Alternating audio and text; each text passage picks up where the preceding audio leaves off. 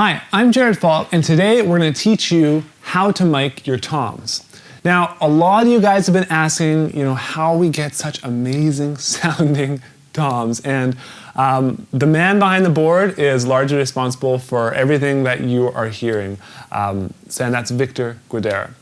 But before he gets into exactly how he mics and the miking techniques that he uses, I want to first say, and this is what Victor always says as well, is it starts with really good drums, drum heads, tuning, miking, EQing. Then tuning, then the player. I mean, how you hit the drum is, absolutely. So those are all important factors into how your drums are actually going to sound. So today we're just going to kind of focus on the miking techniques that we use as far as positioning, as far as mic choice and stuff like that. So Victor, take it away. So what we use and what Jared and I both, what's our favorite tom mic is the Sennheiser E604.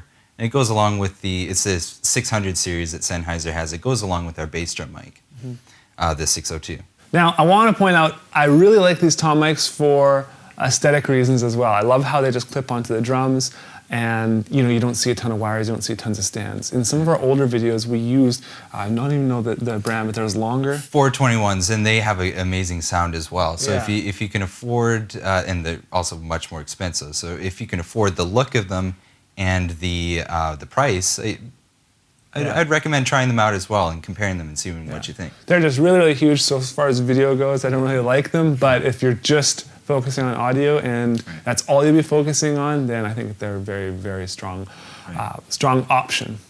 But with that said, let's just quickly talk about alternatives to the mics that we use. Okay, now there are the Audix line. Yeah, the Apex also is a good bang for your buck as well, and they clip on as well. Just a little bit of a cheaper design on the actual clip, but it still gets the point across and it still works great. So. Yeah. And so as far as price ranges, what can they expect to pay for like a 3-tom setup? Right, just a 3-tom setup, no bass drum in the pack? Or? Yeah, just for all the 3-tom. Yeah, just the 3-toms. For the Sennheisers, I think they're about 100 a piece or so, maybe just a little bit less if you look around eBay and stuff like that. Okay. Apex should be about 20, 30 bucks cheaper, maybe a little bit less even.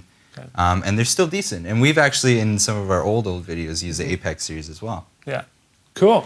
And so we actually mic top and bottom, and I'm sure, and Victor's going to get to exactly how he does that. So you guys can choose to do that if you have enough channels, if you have enough places to run all the cables. But most people, from my experiences, actually just run the tops, especially in a live situation. Exactly. I know in studio situations they'll make the bottom of the toms, but even then it's more of a rarity. Right. Yeah, and that's a part of a personal preference thing, and my experiences through the years, and that's what I've landed on, and I like to stick to it. Cool.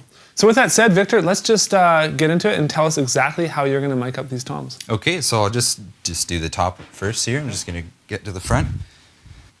Okay, so I'm just going to put the mic in, just going to place it, and then I'll come back to beside Jared there and explain a little bit.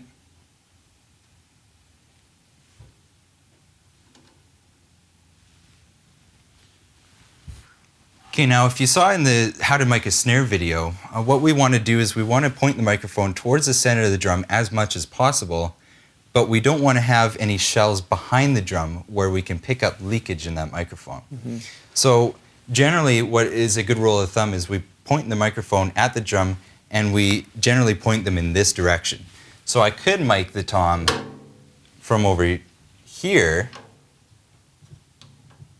but there's a couple things wrong with that. It'll probably be in the way of the sticks when you're playing, and it will get a lot of bass drum in the microphone as well.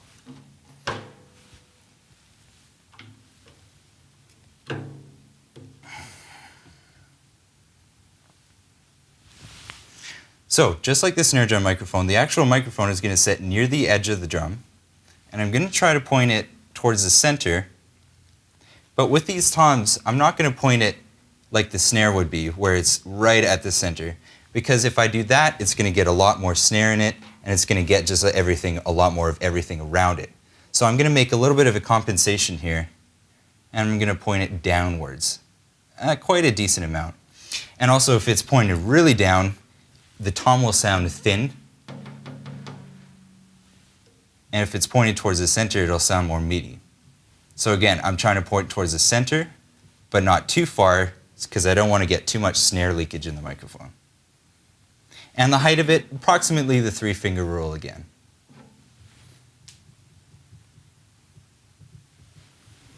Great, so now that you have that set up, what do you do with the bottom microphone? Basically, it's just a mirror image. I'm going to try to mirror the angle that the microphone is coming in. I'm using a matched pair, and I'm going to match the angle and the height and just pop it on there.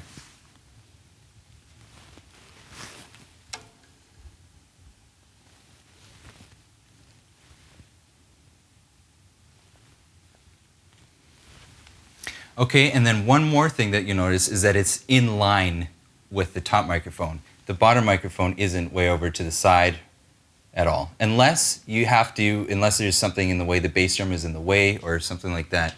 I'd like to try to keep the same kind of vertical linear plane. Cool, so that's pretty much it, you guys. We're not going to walk you through exactly mic each tom because the techniques are all very similar. Yeah, for the rest of the toms, I pretty much do the exact same thing. Yeah. So when you get over to the floor tom where there's cymbals, ride cymbals, and stuff like that in the way, you just may have to position the mic more downwards, like we were saying before, just to get out of the way of the cymbals. And again, if you're the player, you want to be comfortable, and if somebody else is a player, they've got to be comfortable.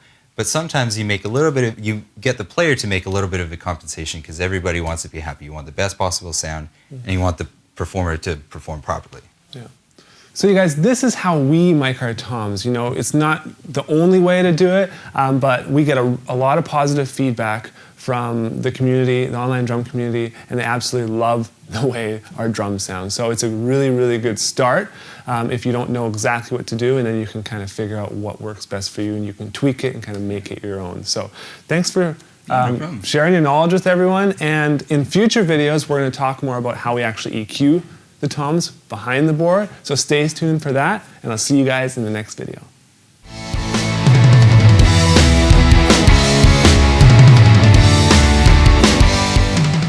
Do you know that I love you so much every day, you know?